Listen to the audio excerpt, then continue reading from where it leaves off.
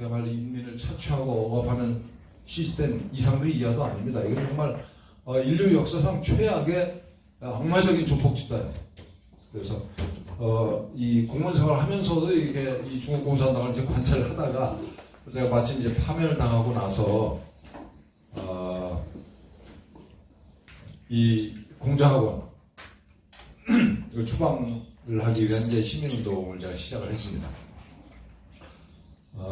공무원이 참 파면도 당해보고 이 시민운동도 하고 이 다양한 짓을 하고 있는데 또 오십니까? 예. 저 공자학원은 뭐 전 세계 얘들이 다 깔아놨어요.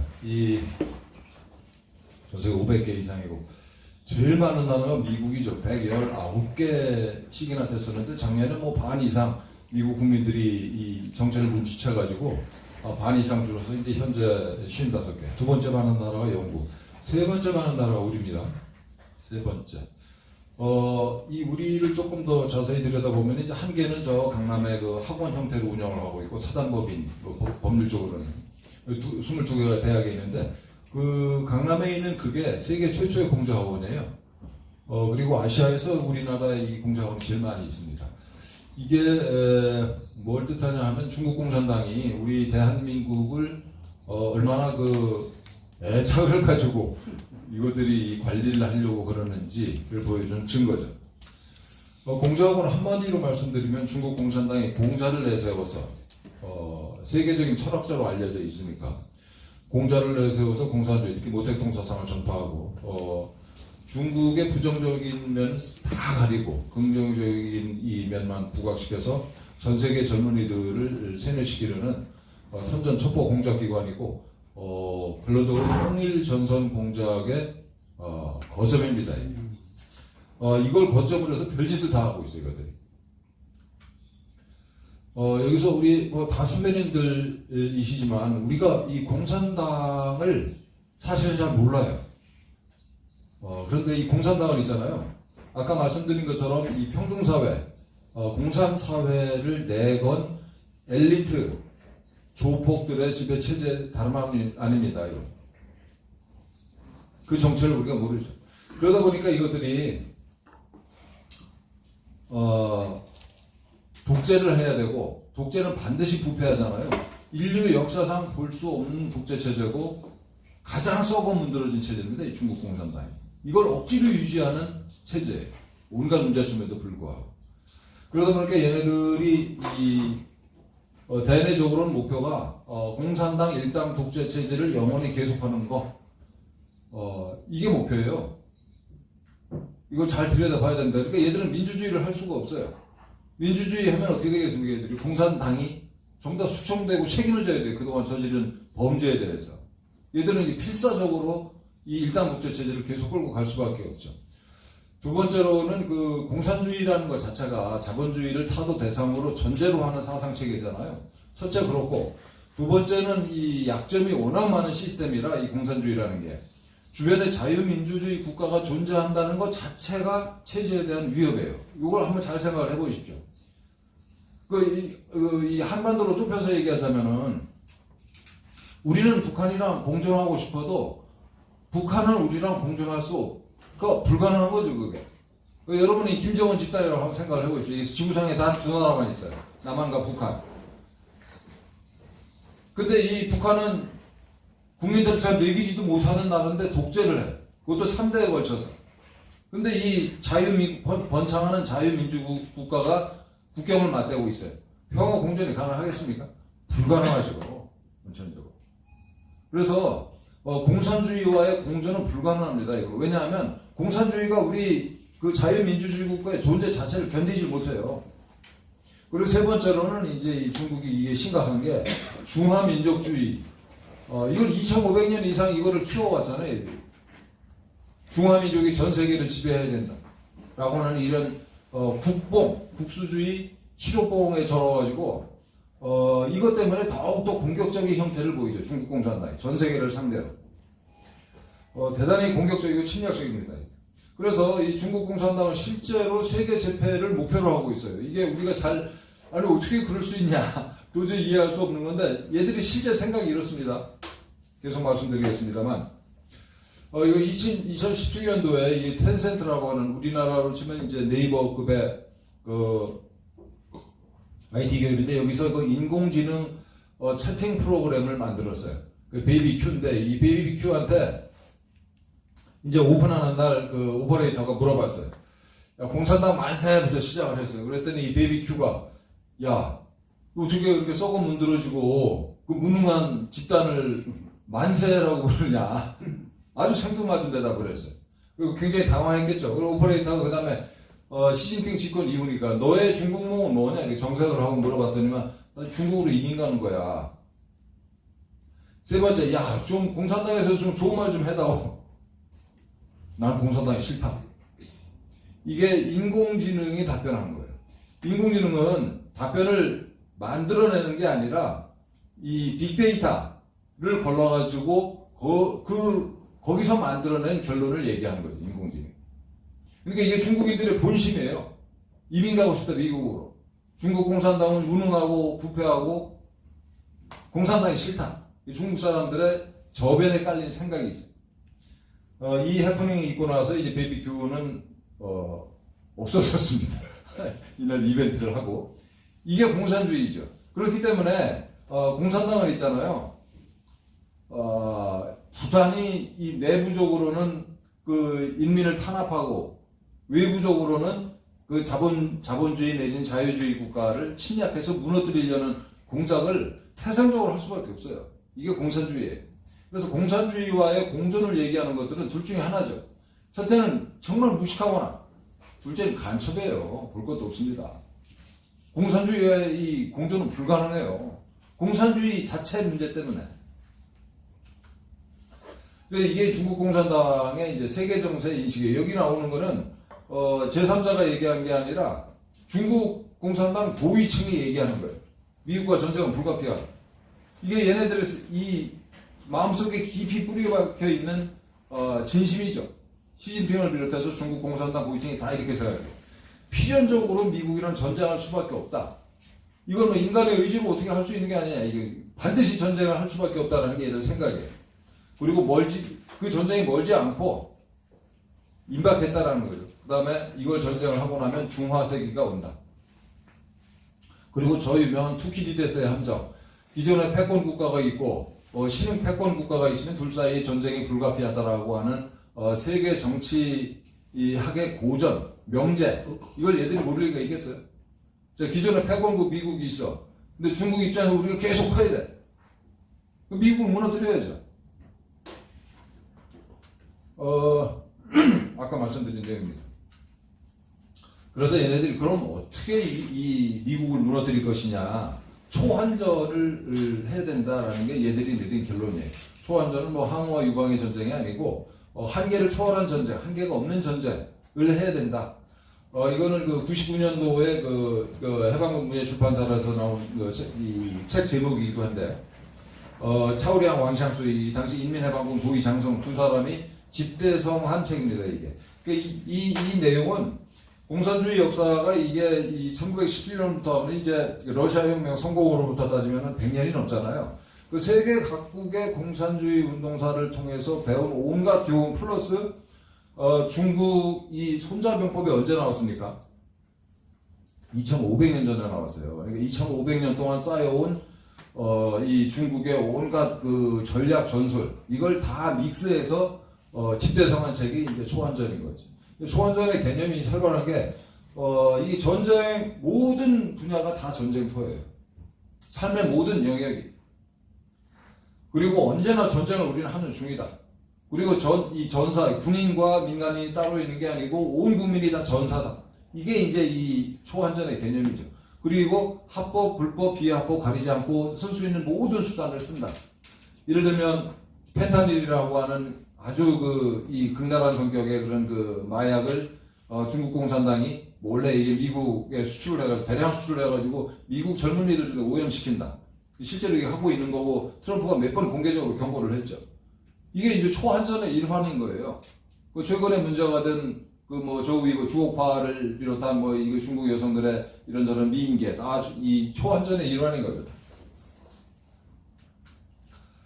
그래 초한전을 조금 이제 구체적으로 들여다보면 이제 통일전선 전술이라는 건데, 이거 통일전선 전술이 마치 우리는 중국 이 공산당 애들이 이제 이 가끔 쓰는 전술로 알고 있는데, 공산당이 모름지기 평소에 하는 짓이 통일전선 전술이에요.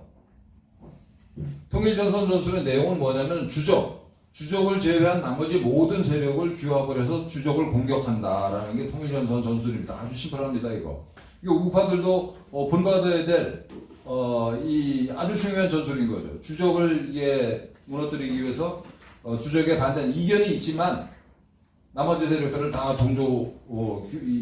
규합을 해야 된다라는 이런 그 전술인데, 마오쩌둥이 이 중국 공산당의 3대 법보를 얘기했는데, 3대 보물. 첫째는 당 그 자체, 두 번째는 인민해방군, 셋째가 통일전선 전술입니다. 그 정도로 공산당이라면 모름지기 이 통일전선 전술을 애지중지하고, 중국인이 있는 모든 이 장소는 통전 공작이 진행되고 있다라고 보시면 틀림없어요.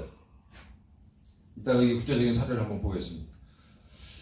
이건 작년에 그 뉴스위크는 뭐 아시다시피 이게 보수 언론이 아닙니다. 이게 리버럴한 언론인데도 불구하고 이 뉴스위크에서 작년 10월 달에 그 미국을 전복시키기 위한 시진핑의 비밀 계획이라는 특집 기사를 실었어요.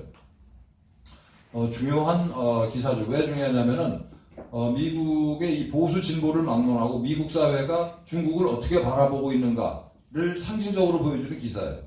미국인들은 이따가도 계속 말씀드리겠습니다만 컨센서스가 지금 여야 보수 진보 막론하고 지금 중국을 밟지 않으면 미국이 당한다 라는 게 이 미국의 지금 컨센서스죠.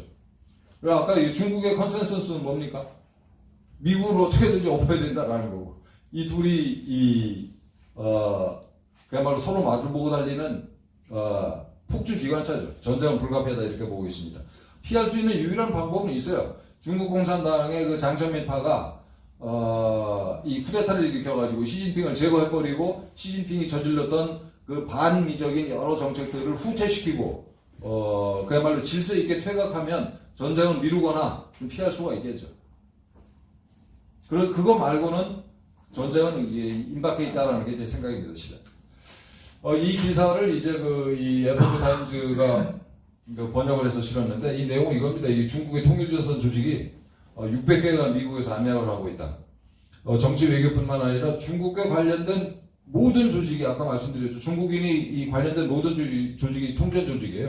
그래서 뭐 중국 향후회랄지, 혹은 뭐 각 대학에 있는 중국인 학생회, 뭐 중국 원조센터, 뭐 상공회, 이 중국 애들의 이런 뭐 인민망이랄지 인민일보, 그 다음에 뭐 차이나 데일리 뭐 등등등등 교육문화 활동단체, 거듭 말씀드립니다만 중국인이 몸을 담그고 있는 모든 조직이 통일전선 조직이에요.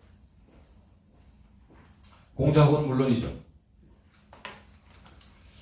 이 자매도시라는 게 있는데, 이 자매도시야말로 이 전형적인 통일전선 공작의 수단입니다. 이게 자매도시를 맺어가지고 대표적인 게 이제 샌프란시스코랑 1980년대 얘기입니다. 이게 벌써. 이게 미국 최초로 이게 중국 도시랑 자매 결연을 맺은 게 샌프란시스코인데, 샌프란시스코랑 이제 상해랑 이제 자매 결연을 맺어가지고, 당시 샌프란시스코 시장이 지금 민주당 상원 의원인 다이앤 파인스타인이라는 여자예요. 그 여자를 삶아가지고, 이 파인스타인 상원 의원 부부의 재산이 지금 1조 원이 넘습니다. 그래가지고 그 이후에 이 파인스타인의 의정 활동을 보면 계속 중국에 특혜를 주자는 법안을 발의하고, 무역 관련해서 뭐 관세를 매기지 말자는 등, 뭐 특혜를 주자는 등 계속 친중적인 법안만 발의를 하는, 이 다이앤 파인스타인이 나중에 이 미국 상원 정보위원장도 합니다. 정보위원장 하면서 한 20년 동안 보좌관을 거느리고 있는데, 중국계 미국인인데, 이 친구가 이제 간첩질을 했죠. 중국 공산당이. 샌프란시스코는 사실은 그 인구의 20%가 중국인들인데, 샌프란시스코는 저는 이 중국 공산당의 해방구다 이렇게 보고 있어요. 이게 캘리포니아, 샌프란시스코가 포함된 이 캘리포니아주는 라틴계 이민들이 많잖아요. 그 라틴계 이민들은 투표 성향이 전통적으로 그 이민 정책에 너그러운 반대한 그 민주당 편이에요. 그러다 보니까 이제 이 캘리포니아랄지 특히 샌프란시스코는 계속 민주당 출신 이제 의원들만 배출을 하는 거죠. 샌프란시스코 담당 전담 부서가 있다고 해요. 중국 공산당이. 왜냐하면 샌프란시스코에 저 유명한 실리콘밸리가 있고 스탠포드 대학이 있고, 그러니까 이 21세기를 개척해갈 신산업의 요람이죠, 이게 샌프란시스코가. 그래서 중국 공산당이 엄청 공을 들이는데, 어쨌든 이 자매 도시라는 게 이제 전형적인 이 통일전선 공작의 형태 수단이죠. 이 재밌는 그럼 우리나라의 통전 공작이 어떤 식으로 이루어지냐, 뭐 별짓들을 다 하는데, 하나 예를 들면 외교부 소관의 사단법인 한중 민간경제협력 포럼이라고 있습니다. 한중 민간경제협력 포럼. 이거는 2013년도에 중국에서 이제 만들어지고, 이 외견상으로는 중국과 한국의 기업들이 모여서 만든 그야말로 민간경제협력 포럼이에요. 이 포럼의 정관을 제가 한번 들여다봤어요. 정관. 중국 진출을 도모하는 한국 기업의 지원 사업. 그리고 나머지는 중국도 아니고 중화인이라고 표현을 했어요. 중화인.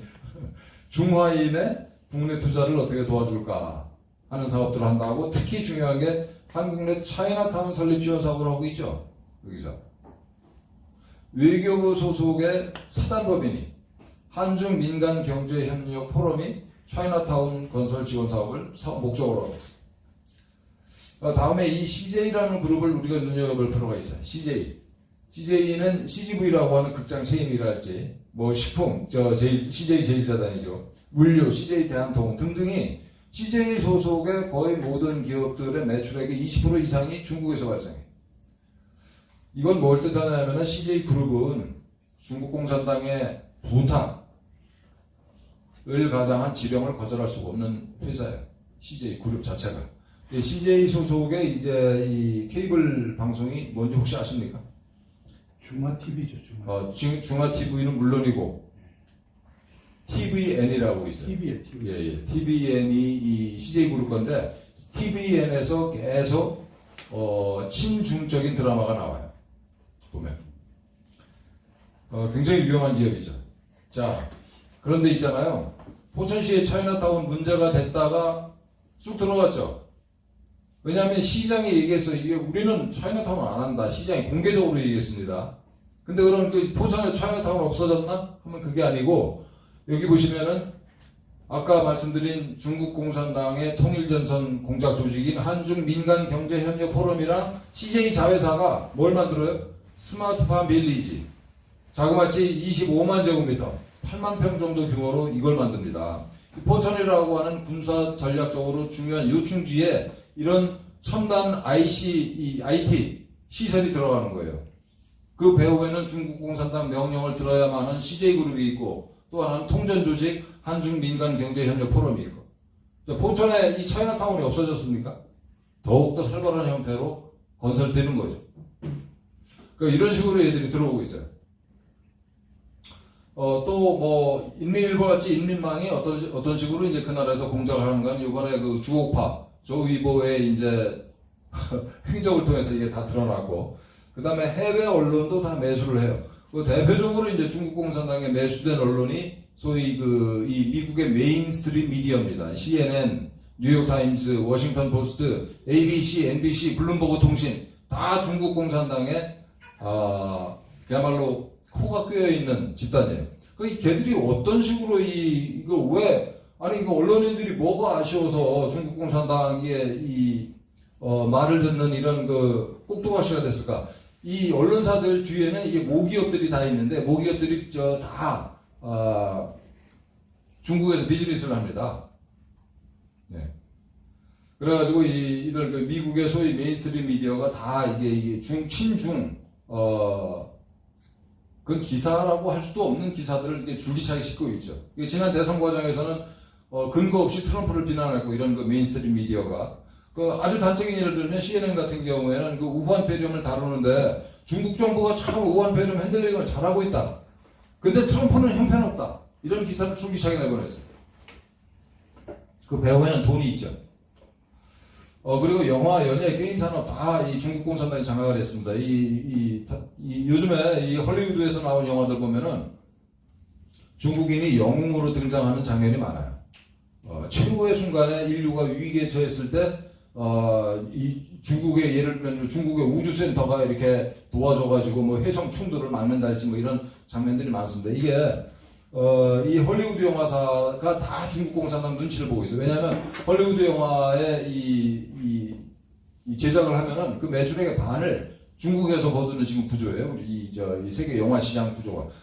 세계 영화 시장의 반을 중국이 차지하고 있기 때문에 헐리우드 영화사들이 아예 제작 단계에서부터 중국 공산당 눈치를 봐요. 자가검열을 하는 거죠. 그 반중적인 제작자랄지 배우랄지 무슨 시나리오 작가랄지 애들은 전부 다 직업을 잃었습니다. 영화 출연을 못 하는 거예요. 공사원 뭐 아까 말씀드린 바와. 그래서 저도 이제 유튜브를 하는데 이 변방의 북소리라고 하는 유튜브인데 여기에 이 편이 바로 이겁니다. 그 주류 언론이 중국 공산당의 나팔수가 된 이유 제가 아주 자세히 설명을 해놨고요. 아까 말씀드린 것처럼 헐리우드가 어떻게 중국 공산당의 소나기에 이렇게 올려졌는지. 아까 이제 CJ 그룹 얘기를 했는데 CJ뿐만 아니고 이 텐센트를 통해서 중국 공산당이 우리나라 이 IT 기업, 엔터 산업, 그 다음에 게임 산업에 광범위하게 침투해 있어요. 여기 보시면 텐센트가 주로 이제 카카오 계열사를 많이 이게 침투해 있고, 넷마블이라고 하는 회사는 비즈니스 모델이 우리 게임을 중국에 이렇게 갖다가 이제 그러니까 우리 게임의 중국 소위 진출을 중개하고 또 중국 게임을 이게 한국에 가져와서 이제 팔고 이런 사업을 하는 회사인데, 텐센트의 국내 대리점이다 이렇게 보시면 되는 회사입니다. 이 넷마블에도 이제 텐센트가 지분 투자를 이렇게 하고 있고, 여기 가운데 보시면은 그 넷마블의 지배구조 보시면 CJ그룹이 21.8%인데, CJ는 아까 어떤 회사라고 말씀드렸습니까? 이게 중국 공산당이 시키면 거절할 수 없는 회사예요. 이런 회사가 넷마블의 21% 차지하고 있고, 텐센트가 17.5% 차지하고 있죠. 이 두 개 합치면 한 40%가량 됩니다. 그래서 이 40%의 지분 구조, 비중도 중요하거니와 넷마블의 이 비즈니스 모델이 중국과의 협력을 통해서 돈을 버는 회사예요. 근데 이 넷마블이 어디에 투자를 했냐면은 빅히트, 저 유명한 방탄소년단, BTS 소속사인 빅히트, 지금은 하이브로 이름을 바꿨죠. 하이브에 지분 투자를 했어요. 넷마블이. 그러니까 넷마블은 중국 공산당이 시키는 대로 해야 되는 회사입니다. 지분 구조도 그렇고 비즈니스 모델도 그렇고. 그 넷마블이 빅히트의 지분의 24%를 차지하고 있고, 그 다음에 이 빅히트의 이 6.24%는 중국 자본이 직접 들어와 있어요. 그러니까 빅히트도 중국 공산당의 입김에서 자유롭지가 않죠. 예. 또 하나 중요한 거는 우리나라 이 엔터 이 기업들은 드라마도 그렇고 가수들도 그렇고 이 우리나라 그 엔터 산업의 최대 시장이 어디겠어요? 중국입니다. 중국. 그래서 지분상으로도 그렇고 비즈니스 모델상으로도 중국 눈치를 안 볼 수가 없어요. 우리나라 이게 이 연예 산업이 다 이렇게 지금 구조가 다 짜여져 버렸습니다. 얘네들이 그 초환전을 벌이는 사례는 뭐 부지기수입니다. 그러니까 지금 그 테슬라 이 자동차 있잖아요, 미국에. 테슬라 자동차가 이 상하이에 대규모 공장을 졌는데, 중국 애들이 테슬라의 기술을 다 빼가지고 중국에서 이제 이 전기차를 생산하니까 온갖 시비를 걸어가지고 테슬라를 내쫓으려고 하잖아요. 뭐 이런 식이랄지. 또 이렇게 아주 이 중국은 특정 산업을 당에서 키운다 그러면 온갖 특혜를 줘가지고 말도 안 되는 단가를 만들어내요. 그래서 이 대표적인 게 태양광 패널 같은 것들이죠. 그걸 이제 우리나라에 들여와가지고 우리나라 태양광 산업을 이제 초토화시킨달지. 우리나라 태양광 업체 다 망했습니다, 지금. 뭐 이런 거. 그 다음에 이 BLM, 이 미국의 이제 이 블랙 라이브스 매터, 흑인 인권 운동이 사실은 모택동 사상을 추종하는 극좌 폭도들이죠. BLM 운동이. 이것도 배후에서 중국 공산당이 열심히 자금 지원을 해가지고 키운 그 집단을. 이 BLM이 이제 지난 미국 대선 과정에서 반 트럼프 운동을 열심히 했죠. 그러다 배후에 중국 공산당이 있는 거다. 재밌는 게 있잖아요.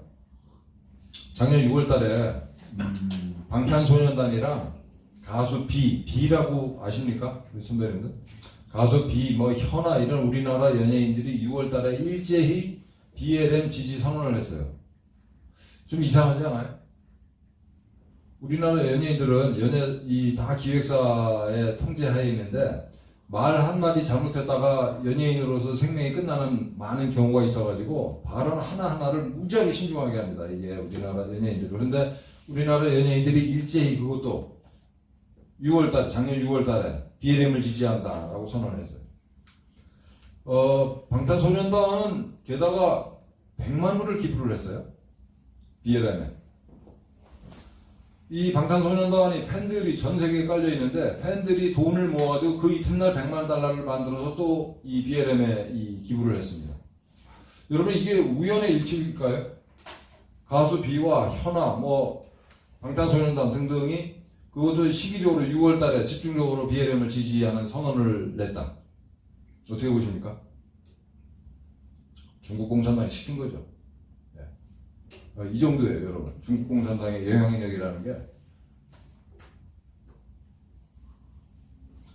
특히 이제 가수 B 같은 경우에는 이 지지 선언을 내기 한 달 전에 5월달에 중국의 그 화장품 업체가 있어요. 그 화장품 업체 광고 모델 계약을 했어요. 또 이 사건 당시에 우리 방탄소년단도 중국 여러 회사에서 중국 내 여러 회사 물론 이제 한국 회사의 중국 법인 뭐 현대차랄지 무슨 뭐 삼성전자랄지 이런데 광고 모델을 하고 있었고 그러니까 돈을 중국에서 보니까 시장이 중국이라서 중국 공산당에 이런 얘기를 안 들을 수가 없는 거죠.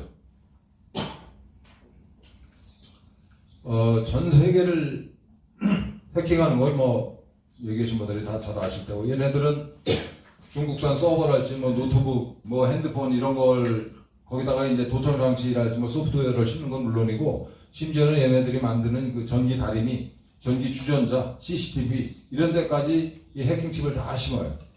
저희 집에도 뭐 중국산 그 저가 전자 제품이 몇 개 있는데 굉장히 얘네들이 이런 식으로 이게 무차별적으로 수집하는 이 많은 정보들 이게 근데 정보의 쓰레기장 같을 텐데 이런 식으로 이 정보를 수집하면은 그럼에도 불구하고 이걸 다 수집을 하죠. 그 인공지능을 통해 가지고 이 정보를 다 걸러내서 상대방 국가의 이 공무원인데 약점이 있는 놈을 찾아낸다 할지 공무원이나 군인이나 뭐 기업인이나 어떤 놈은 뭐 도박을 하다가 이게 다 날려가지고 지금 빚에 시달리고 있다랄지 또 어떤 놈은 뭐 이제 그 뭐 여자 문제가 있다랄지 이런 것들을 걸러내가지고 이 포섭 대상을 다 찾아낸다 할지 뭐 이런 정보를 찾아낸다 할지 이런 짓들을 하는 거죠. 얘네들이 이 중국이 얼마나 정말 대단하냐면은 인도의 이 통신 인프라, 전력 인프라는 중국 공산당이 다 가지고 있어요, 사실은. 이건 이제 작년 기사인데 작년 봄에 중국이랑 인도랑 이렇게 국경 분쟁이 있었는데 그로부터 이제 몇 개월 후에 문바이 시라고 인도의 그 증권 거래소가 있는 시입니다. 무지무지하게 중요한 이 경제 이 산업 도시인데 문바이 시를 중국 애들이 2시간 동안 정전을 시켜버렸어요. 그래서 인도의 이 증권 거래가 2시간 동안 정지가 됐습니다. 지하철이라든지 이거 다 스톱된 건 물론이고 병원도 전기가 끊겨가지고 비상 발전기 다 돌리고 그랬어요. 중국 애들이 인도 정부에 사인을 준 거죠. 까불면 죽는다. 그래서 이 중국과 인도 간의 분쟁이 전면전으로 가기가 굉장히 어려워요. 만약에 전면전으로 가게 되면은 인도 경제는 한동안 고생할 겁니다. 이게 인도의 그 인프라스트럭처를 이 중국 공산당에다 장악하고 있어가지고 인도가 까불기가 참 어려워요. 그래서 지금 미국이 그 쿼드 플러스를 이게 만들고 있는데 굉장히 인도가 이제 조심스럽게 할 수밖에 없죠. 이 중국이 깔아놓은 인프라를 다 걷어내고 새로 깔려면은 얼마나 많은 돈과 시간이 들겠습니까? 그러니까 우리는 어떨까요? 이게 인도 같은 대국이 이렇게 되는 동안에 우리는 연구를 좀 해봐야 되겠죠. 근데 이제 최근에 나온 기사, 휴전선에 깔아놓은 그 CCTV가 이제 중국산이었다. 우리 군에서는 이거 몰랐다라고 얘기하는데, 몰랐을 수도 있고, 이게 중국 공산당 간첩질을 하는 어디 그 군에 있을 수도 있고, 중국이라는 나라를 볼 때 이 중국은 법이 없는 나라예요, 사실상. 그러니까 이 중국에 우리는 이제 이 입법, 사법, 행정부가 이렇게 삼권 분립이 되어 있는 나라인데 중국은 이 입법, 사법, 행정부 위에 공산당이 있는 나라예요. 그래서 중국을 당 국가 체제라고 얘기하는데 우리 같은 경우에는 국가가 있고 그 밑에 무슨 뭐 여당도 있고 야당도 있고 이런 시스템이지만 중국은 공산당이 국가 위에 있는 그런 나라예요. 그래서 국가 주석은 간판에 불과하고 중국 공산당 총서기가 사실상의 대통령이에요. 아주 우리로서는 상상할 수 없는 나라예요. 그래서 이 중국에서는 공산당을 상대로 소송을 걸 수가 없어요. 공산당과 관련된 법률이 없어요, 얘들은. 치유의 법권에 존재하는 그 조폭 집단이죠, 좀 엘리트 조폭 집단. 이런 나라인데 법이 없이 온갖 짓을 할 수 있는 나라인데 하도 이 국내외에서 니들은 법도 없이 그런 짓을 하냐라는 비판을 들어가지고 얘들이 17년도에 이제 어거지로 만든 법이 이거예요. 국가정보법이라는 건데 이 법의 내용은 아주 간단한데 당이 시키면 뭐든지 다 해야 돼요. 이게 이 법의 내용이에요. 그래서 그 17조 보시면은 둘째 절 그 관련 기관, 조직, 개인의 교통수단, 예컨대 제 자동차가 있어요. 통신수단, 제 핸드폰이 있어요. 또 컴퓨터가 있고 또 장소, 우리 집이 있어요. 이거를 당에서 국가정보 업무 이 기구가 사용하려고 하면 언제든지 징용할 수 있으며 필요한 경우 관련 업무 작업장과 설비 시설을 설치할 수 있다. 그러니까 우리 집에다가 도청장치 설치할 수 있다. 심지어는 공작소를 설치할 수 있다. 이런 얘기. 굉장히 중요하게 우리가 다시 환기해야 되는 사실은 중국에는 사유재산이 없어요. 중국에는 민간 기업이라는 게 없습니다. 이거 굉장히 중요한 개념이에요. 이게 중국에 민간이 없어요, 여러분. 그러니까 알리바바 같은 엄청난 부자도 너 과거를 하면 그 얘기 듣는 순간 은퇴해야 돼요. 이게 중국입니다. 아주 중요한 개념이죠. 그래서 우리나라에 나와 있는 모든 중국인들은 요원이다 이렇게 보시면 정확해요. 그래서 이 교회에 출석하는 그 중국 교포들 그 사람들의 미션이 뭐냐면 그 교회에서 선교사를 중국에 어디로 보내는가 그거 파악해가지고 보고하는 그 사람들 미션이에요. 그리고 여기 식당에서 일하는 아줌마들, 요양원에 가 있는 아줌마들 등등이 한 달에 한 번씩 개한다고 이 자리를 뜨는데 그게 모여가지고 그동안 수집한 정보 보고하고 지침을 받고 그런 모임을 한답니다. 그래서 거듭 말씀인데 이 중국은 우리랑 매우 우리가 상상할 수 없는 시스템의 나라예요. 중국에 민간이라는 게 없고 다 이 당의 지령을 따라야 하는 공민만, 걔들말로 공민만 존재하는 나라. 그럼 공자학원은 그럼 뭐냐? 이게 이제 오늘의 본론으로 들어가서 이 통일전선 공작의 거점입니다. 아주 간단해요. 그래서 이 역대 중국 공산당이 공자학원을 얼마나 애지중지하냐면은 이 고위층이 해외 순방을 하면은 꼭 이 공자학원을 가서 힘을 실어줘요. 이 공자학원을 처음 만든 사람이 누구냐면은 정치국원을 여기만 통전부장이에요. 이게 이 중국 공산당은 핵심 조직이 한 3개 정도 되는데 하나는 이제 중앙 조직부라는 게 있고 그 다음에 또 하나가 이제 선전부라는 게 있고 그리고 또 하나가 통일전선공작부 이 3개가 어느 나라나 공산당을 이게 떠받치는 조직이죠.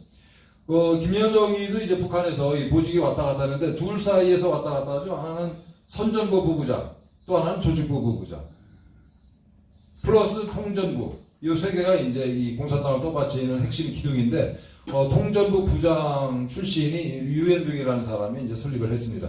여러분 중국 공산당 정치국원이 얼마나 높은 자리냐면 성장들 있잖아요. 성장들 중에도 정치국원인 사람이 있고 아닌 사람이 있어요. 그래서 이제 예를 들면 북경 같은 게 베이징 같은 경우에 직할시거든요. 거기나 텐진 또 충칭 이런 데 이게 상하이 이 4개 직할시가 있는데 4개 직할시 시장들이 간신히 이제 정치국원이고 여러분들 이 왕이 외교부장 아시죠? 왕이 외교부장이 문재인이를 만나면 마치 아래 사람 이렇게 만나듯이 툭툭 치고 그러잖아요. 왕이가 정치국원 됐을까요? 못 됐을까요? 왕이 같은 고위층도 아직 정치국원이 아니에요. 그 정도로 정치국원이 막강한 자리인데 그 정치국원들이 직접 관리하는 데가 이 대를 이어가면서 바로 이 공자학원입니다. 외견상으로는 중국 국무원의 교육부가 관리하는 걸로 되어 있지만 실제로는 이 통전부가 관리하는 거고 이 중국은 정말 특이한 게 모든 행정조직 위에 당조직이 있어요. 그래서 이게 상해 같은 경우에도 상해 시장이 있는데 시장이 상해 1인자가 아니고 그 위에 상해시당석이라는 존재가 또 있습니다. 그런데 이것들은 이제 공산당 조직은 겉으로는 잘 드러나지 않아요. 그러니까 이 드러나는 거는 왕이 외교부장, 상해시, 시장, 무슨 이런 자들이 돌아다니지만 실제로는 국민들 눈에 띄지 않게 공산당이 모든 걸 통제하고 관리하는 시스템이죠. 공자학원 설립은 어떻게 하냐면은 이 중국 공산당이 겉으로는 이제 이 중국 교육부가 예를 들면은 중국에 있는 A 대학과 우리 대한민국에 있는 B 대학을 매칭을 시켜줍니다. 그래서 초기 설립비 한 이 규모에 따라서 10억 내지 20억 그냥 중국 공산당이 줘요 우리 대학에 초기에. 그 다음에 연간 운영비를 걔들 중국 공산당이 다 부담합니다. 그러면 이게 우리 대학이 부담하는 건 뭐냐? 교실이랑 사무 공간만 내줘요. 그러니까 우리 대학 입장에서는 부담이 전혀 없죠. 말 그대로 전혀 없어요. 그래서 이 강사도 물론 중국 공산당이 선발해서 교육시켜가지고 보냅니다. 감시하고. 교재, 중국 공산당이 만들어서 다 줘요. 교육과정 일체를 중국이 관리하는 거죠. 그러니까 우리 대학뿐만 아니라 공자학원을 수용한 대학은 공자학원 운영, 특히 이제 커리큘럼과 관련돼서는 일체의 발언권이 없어요. 그러니까 중국 공산당이 하고 싶은 말을 다 하는 거죠. 우리 애들한테. 그럼 뭘 가르치냐? 이 공산주의, 모택동이 중국을 정말 살기 좋은 나라로 만들어놨다. 그리고 중국은 번창하는 승승장구하는 나라고 미국은 망해가는 나라다. 이런 얘기도 하는 거죠. 모택동이 지은 시 암송대회 같은 거 하고, 그래서 은연중에 이제 모택동 사상을 주입을 하는 거죠. 그리고 이제 중국의 약점, 중국의 치부는 철저히 가리죠. 대표적인 게 이제 위구르의 민족말살 정책이랄지, 홍콩 민주화운동이랄지, 89년도에 천안문 사태랄지, 대만 문제랄지, 이런 것들은 철저히 가리죠. 그래서 이 중국이라고 하는 엄청난 쓰레기 더미가 있는데 거기 이제 쓰레기 더미에도 꽃이 필 수가 있잖아요. 그렇죠? 그러니까 공자학원에서는 그 꽃만 보여주는 거예요. 쓰레기 더미는 철저히 감추고. 그리고 우리 애들 같은 경우에 그 공자학원 다니면서 중국에 대해서 무슨 생각을 갖게 되겠습니까? 그래서 노골적으로, 어떤 사람들은 이런 얘기를 해요. 야, 나 이거 공자학원 다니는데 이 중국 공산당 선전하는 거 그렇게 못 들었다. 바보 같은 소리죠. 쓰레기 더미를 못 보고 그 쓰레기 더미 한 구석에 있는 그 꽃만 보고 중국이라고 생각을 하는 거예요. 그러면서 공자학원에서 내가 크게 잘못된 얘기 못 들었다. 이런 멍청한 소리를 하는 거죠. 공자학원이 무서운 거는 얘네들이 이제 대학에 자리를 잡으면은 그 대학 주변을 다 적화시킵니다. 예를 들어서 이제 주변에 초, 중, 고등학교에 공자 교실이라는 프로그램을 열어요. 그래서 강사들을 파견해가지고 공자학원에서 대학생들한테 가르쳤던 그 내용을 애들한테 가르치는 겁니다. 그 다음에 지역 주민들을 대상으로 해서도 이제 비슷한 프로그램을 운영하고, 그 다음에 우리 초중고등학교 교장들을 삶았어요. 조직적으로. 그래서 초중고등학교 교장 선생님들이 공짜로 이게 중국에 관광 가가지고 접대 받고 그러면은, 그리고 이제 중국이 보여주고 싶은 것만 보여주죠. 예를 들면 상하이의 그 눈부신 빌딩들 이런 것들 보고 와가지고 이제 사상적인 친중파가 아니라 정서적인 친중파가 되는 거죠. 야, 중국이 정말 놀랍게 발전했다. 우리 이제 중국에 줄 서야 된다. 이따 생각을 갖게 만드는 거죠. 그리고 이제 한국에 중국어를 가르치는 선생들 얘들이 이제 이 공자학원이 조직적으로 관리를 하고 있습니다. 얘들이 장학을 다 했어요. 이건 하나의 예를 들면 이제 17년도 기사인데 2017년 벌써 몇 년, 4년 전 기사인가요?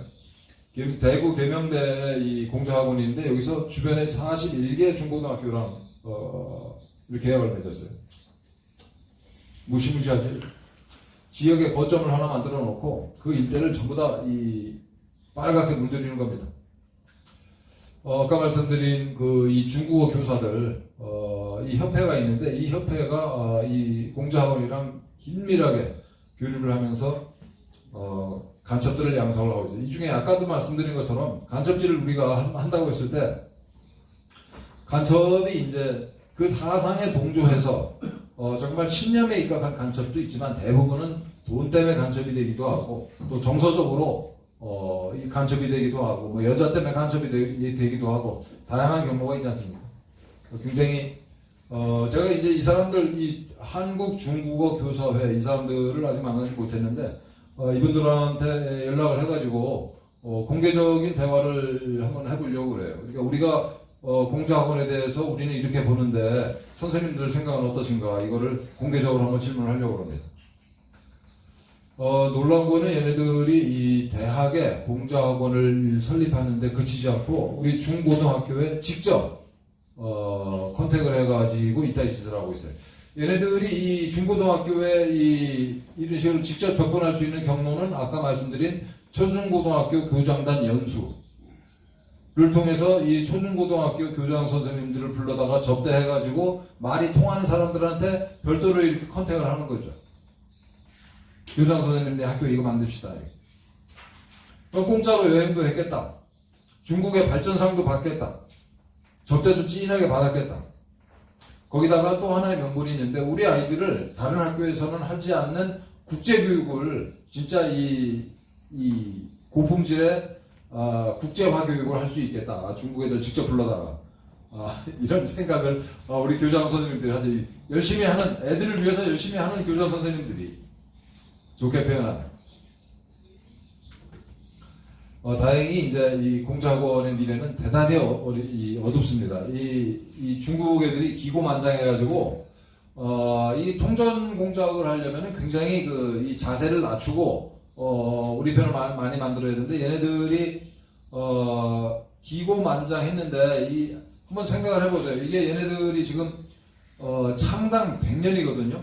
100년 동안 얘들은 100년이면 세대가 세 개의 세대를 거치면서 어떤 경험을 했냐면은 승리의 역사예요. 100년이 중국 공산당 입장에서는 이거 굉장히 중요한 겁니다. 이거 세 세대에 걸쳐서 계속 승리만 했다. 얘들이 국공내전에서 이겼잖아요. 국공내전에서 이겼습니다. 일본군 내쫓고 그 다음에 6.25에서 세계 최강대국인 미국이랑 비겼어요. 그리고 소련은 무너졌지만 중국 공산당은 살아남아서 전 세계의 공산주의 종주국이에요. 거기다가 지금 G2에 거기다가 미국의 기업들마저도 중국 시장 때문에 설설 기고 있어요. 그러니까 100년 동안 이렇게 계속 성장해 오면서 중국 공산당 애들이 기고만장해서 이게 굉장히 중요한 포인트입니다. 이거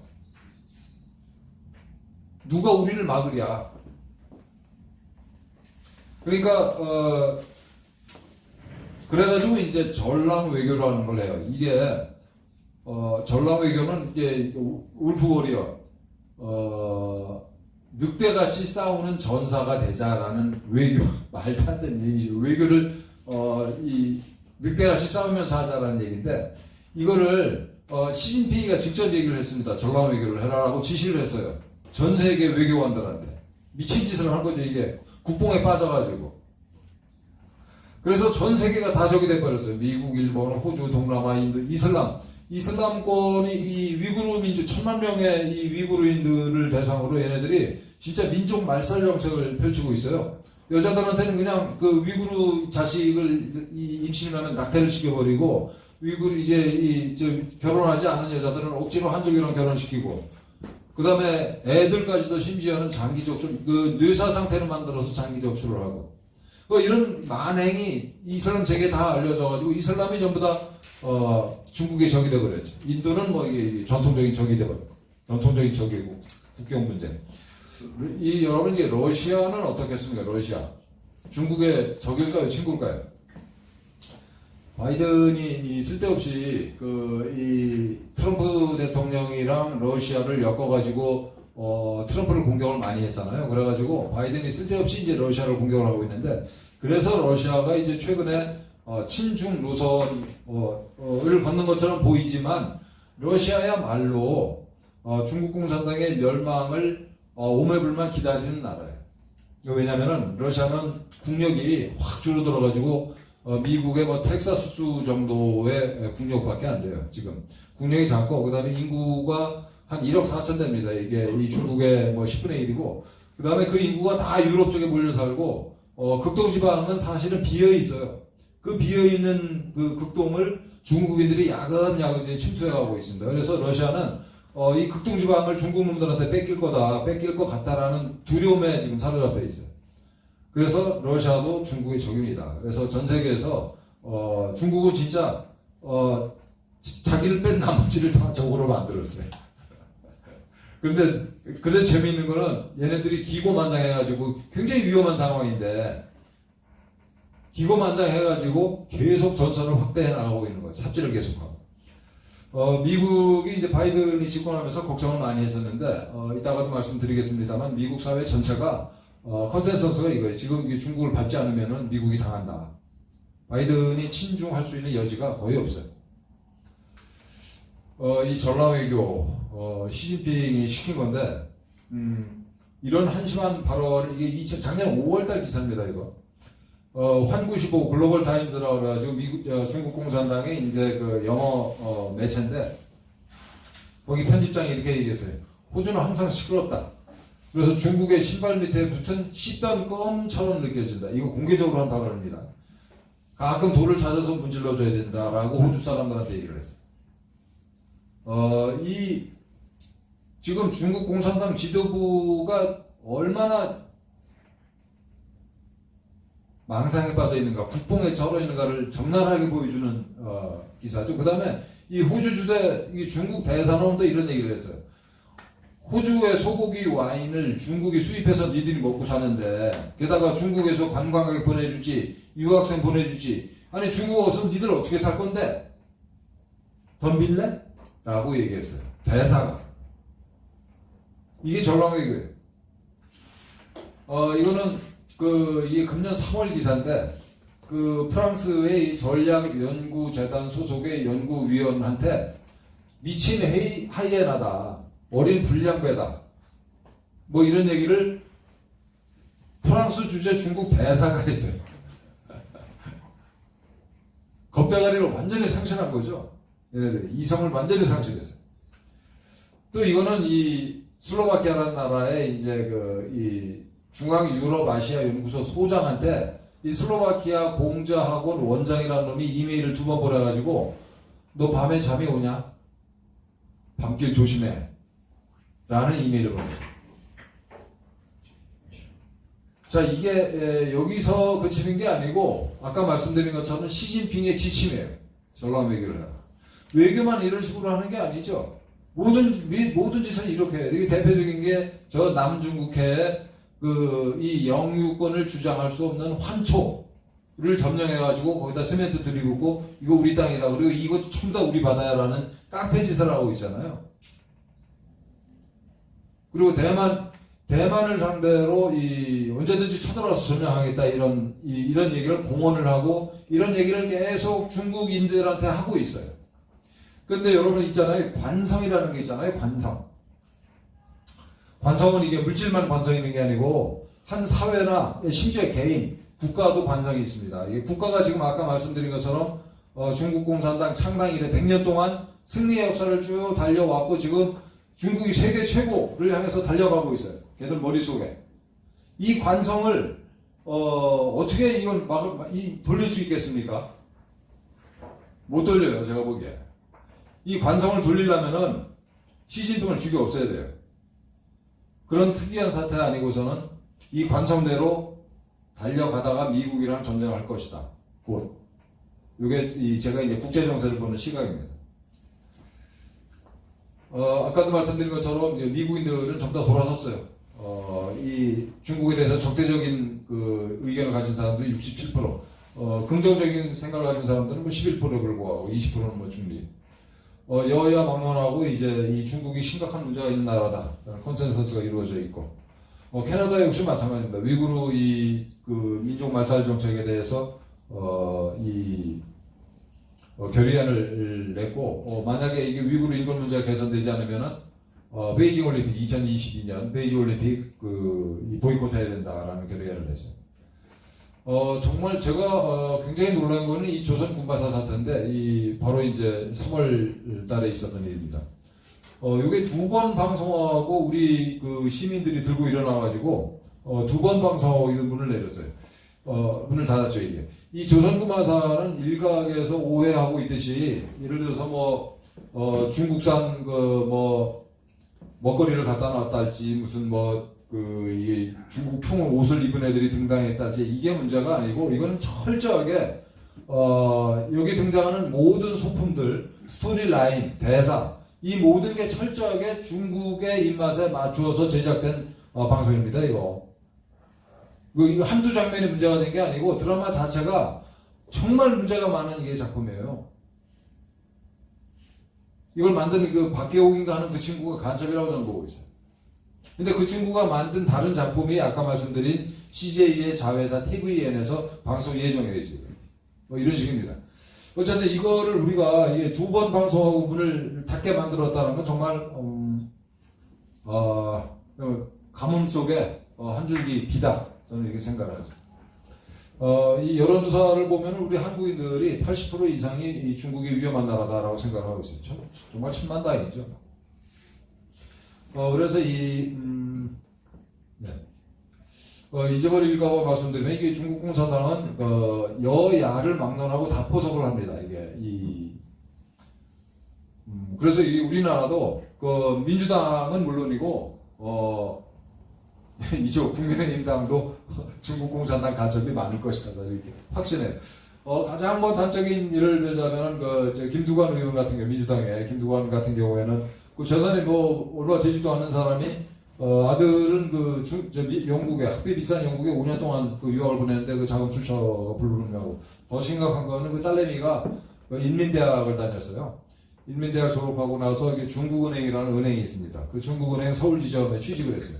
이게 자식들을 그 중국으로 불러들여서 유학을 시켜주고 그 다음에 졸업하면은 그 회사에 취직시켜주는 게 상대국의 이제 정치인을 포섭하는 아주 전형적인 수법이에요.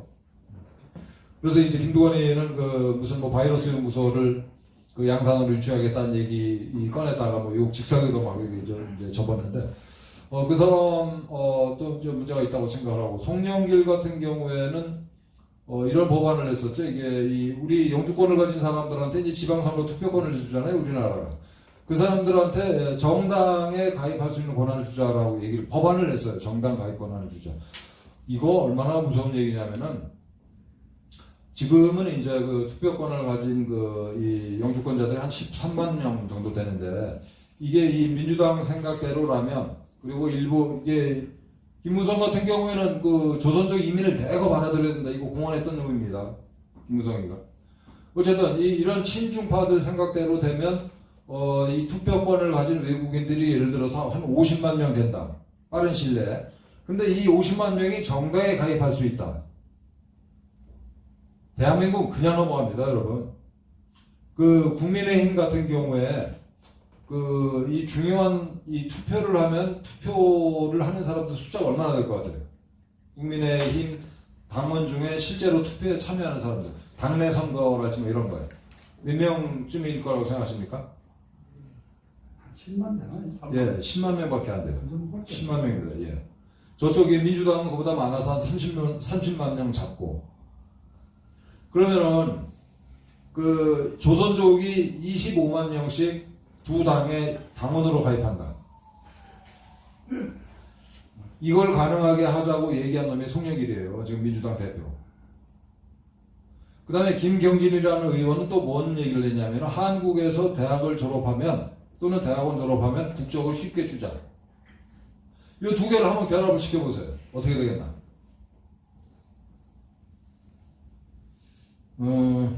그리고 이 중국에서 돈을 벌었다라는 거는 무슨 뜻이냐면 중국에서 돈을 많이 벌었다. 무슨 뜻이겠습니까, 여러분? 중국 공산당의 비호를 받았다는 뜻이에요. 중국 공산당의 부탁을 들어야 된다는 뜻이에요. 한생그룹 아시죠, 여러분? 부엌 가구 만드는 싱크대. 한생그룹 회장이 중국에서 돈을 엄청 벌어가지고 한 4,200억 정도를 우리나라 모 단체 만드는데 그냥 줬어요. 희사. 그리고 그 단체 운영에 일체 관여를 안 합니다.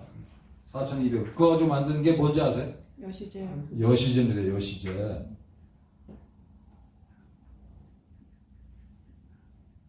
그래서 여시제로 관찰을 해야 돼요. 제가 그 여시제에서 나온 보고서를 다 이렇게 들여다보고 지금 정리를 해야 되는데 뭐 참 분주해가지고 못하고 있습니다만 뭐 그런 식이에요. 뭐 이렇게 열심히 이 중국 공산당이 또 이 공작에 유리한 것 중에 하나는 얘네들이 사람이 워낙 많아가지고 어느 분야나 인해 전술을 해요. 얘네들. 그러나 그럼에도 불구하고 얘네들은 이 전력으로 향하고 있다는 게 이제 제 확신입니다. 우선 내부적으로 너무 문제가 많아요. 아까 베이비큐 생각나십니까? 중국 사람들은 이게 중국 공산당의 겉으로는 시키는 대로 다 해요. 지금 뭐 이렇게 국뽕에 젖은 것처럼 뭐 다 하고 그러는데 내심은 중국 공산당의 뭐 정말 말로 다 하기 어려운 부패, 독재에 대해서 그 분노, 혐오가 이제 극에 달해 있고 빈부격차, 돈격차, 뭐 부채, 부실 문제랄지 소수민족 문제랄지 내부적으로 정말 심각한 문제죠. 그래서 이걸 찍어 누르려고 얼마나 신경을 쓰겠습니까? 그러니 CCTV를 인공지능과 결합한 CCTV를 전국에 깔아가지고 사람들의 표정까지 다 감시하는 거 아니에요? 사회 신용 이 점수제 같은 거 만들어가지고 좀 문제가 있겠다 싶은 사람들은 비행기도 못하게 만들고 정말 엄청난 감시 사회죠. 그러니까 인류가 탄생한 이래 최악의 깡패 집단이에요, 이것도.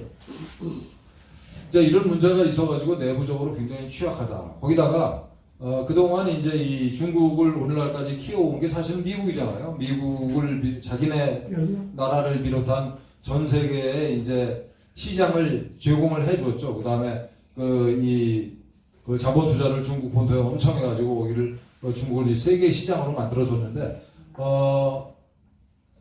트럼프 때 시작해서 바이든 정부도 계승하고 있는 게 글로벌 서플라이 체인 세계 공급망에서 중국을 아예 왕따를 시키겠다라는 게 미국의 지금 정책이에요. 중국이 얼마나 견디겠습니까? 그 다음에 군사적으로 정치적으로는 포드 플러스를 해가지고 그야말로 중국을 뺑뺑 돌아가면서 아까도 말씀드린 것처럼 러시아는 지금 이게 바이든 때문에 삐져가지고 중국을 편드는 척하고 있지만 기본적으로 반중이 러시아는 뺑뺑 돌아가면서 이제 이 중국을 포위하고 있죠. 그래서 이제 4차 산업 공급망에서 중국을 아예 빼버린다. 이런 공개적으로 했고, 코드 문제 아까 얘기했고. 화웨이가 FCC는 연방통신위원회인데 여기서 화웨이가 국가안보의 위협이다라고 공개적으로 선언을 했어요. 그래서 화웨이를 비롯해서 뭐 미국, 이 중국의 이 첨단 기업들을 전부 다 제재 대상으로 삼았죠. 그래서 이제 이 반도체, 공급을 이게 중국이 아예 반도체를 못 만들게 그다음에 이제 중국으로 반도체 수출도 못하게 이렇게 이제 정책을 정해놨어요. 그래가지고 화웨이는 중국 인민해방군이 실질적인 소유주인데 얼마나 이 공을 들여서 우리나라에 아직까지 화웨이 편을 들고 있는 그 기업이 LG U+. 이것들은 아직도 화웨이 장비를 쓰고 있죠. 그래서 이 공정하고는 추방운동이 이제 궤도에 오르면 그 다음에 LG U+ 그 불매운동을 제가 하려고 해요. LG U+는 무슨 사연인지 모르겠는데, 이게 화웨이가 이 영업을 하는 나라랑은 이 IT 협력을 하지 않겠다는 게 미국 입장이에요. 그래서 LG U+가 계속 화웨이랑 이렇게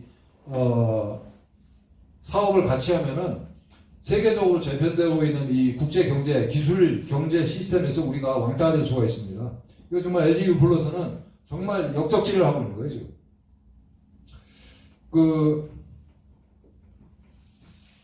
이 화웨이를 이제 발법 뭉개되겠다라고 이제 그 미국이 정책을 결정하는 바람에 화웨이가 최근에 업종을 IT 기업은 대개 이제 포기하는 분위기고 신규 사업을 개척을 하고 있는데 첫째는 양도로 돼지 기르는 사업, 그 다음에 이제 탄광업, 그 다음에 화장품 제조업. 신문에 다 난 얘기입니다 이거. 화웨이가 이렇게 가고 있어요. 중국이라는 나라 얼마나 가겠습니까? 반도체 없이 중국이 뭘 하겠어요? 이거는 제가 계속 말씀드리는 건데 이게 대세예요. 이게 중국을 밟아놓지 않으면 미국이 위험하다. 이게 미국 사람들의 여야를 막론한 컨센서스입니다. 그래서 중국을 밟아놓기 위한 경제적, 군사적 포위망을 점점 줄이고 있는 거죠. 그래서 이제 이런 국제정세 속에서 공자학원 추방원, 다른 나라는 공자학원 추방원도 지금 열심히 하고 있어요. 우리나라는 무풍지대지. 그래서 이 공자학원 추방운동은 지금 뭐 중국 공산당이라고 하는 인류 역사상 최악의 조폭 집단을 상대로 우리 인류가 이제 세계대전을 벌이고 있다라는 전 보고 있어요. 그래서 이런 그 상황에서 우리 대한민국 국민이 수행하는 반중국 공산당 투쟁의 상징이자 원점 출발점이다라고 이제 스스로 의미부여를 하고 있습니다. 그래서 작년에 이 저랑 뜻을 같이 하는 사람들이 모여가지고 작년에 이 공자학원 실시알리기 운동본부를 만들었어요. 그래서 국회의원들한테 공안도 보내고 또 대학 총장들한테도 공안도 보내고 뭐 중국 대사관 앞에서 기자회견도 하고 열심히 뛰고 있습니다. 금년에는 이제 전국의 이 지부 이제 광역지자체별로 우리가 이 지부를 만들려고 하고 있고요. 특히 이제 청년 조직을 만들려고 지금 준비 중입니다. 그리고 중국 공산당의 이런 통전 공작을 제도적으로 막을 수 있는 방법, 그 법안을 미국에서 뭐 여러 개 이미 나왔습니다. 이게 호주랄지 이런 데서. 그래서 그런 것들을 참고해가지고 법안을 만들어서 국회의원 통해서 이제 발의를 할 계획이고요. 아주 중요한 이벤트를 저희가 하고 있는데 이 공자라는 미명하에 영어로 In the Name of Confucius라고 그래가지고 2016년도에 이 중국의 캐나다인 도리스 류라고 하는 여성 그 다큐멘터리 감독이 만든 영화예요. 캐나다에서 이 공자학원을 추방하는 과정을 다큐로 이렇게 다 담아가지고 세계적으로 공자학원 추방운동의 어떤 기폭자가 됐던 이 다큐입니다. 이 도리스 감독을 저희가 초청을 했어요. 그래서 이제 모주에서 격리 중인데 이번 금요일 날 서울극장 이번 금요일 2시입니다.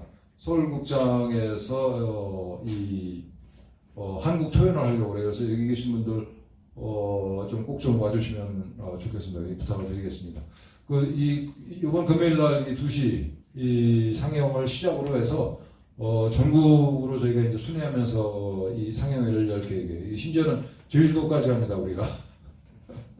저희가 사실은, 사실 일을 하는 사람들은 몇 안 돼요. 굉장히 좀 벅찬 일을 벌였는데, 이 선배님들께서 좀 응원해 주시기를 부탁을 드립니다. 이번 금요일 2시입니다, 서울극장. 그래서 우리 젊은이들 내지는 이제 그 학부모님들한테 이 얘기를 꼭 해주고 싶어요. 여러분들도 이 얘기를 좀 전파를 해 주십시오. 공자학원 다녔다는 게 나중에 낙인이 됩니다, 낙인. 예? 중국이라는 나라가 지금 본 것처럼 그거 얼마나 가겠어요.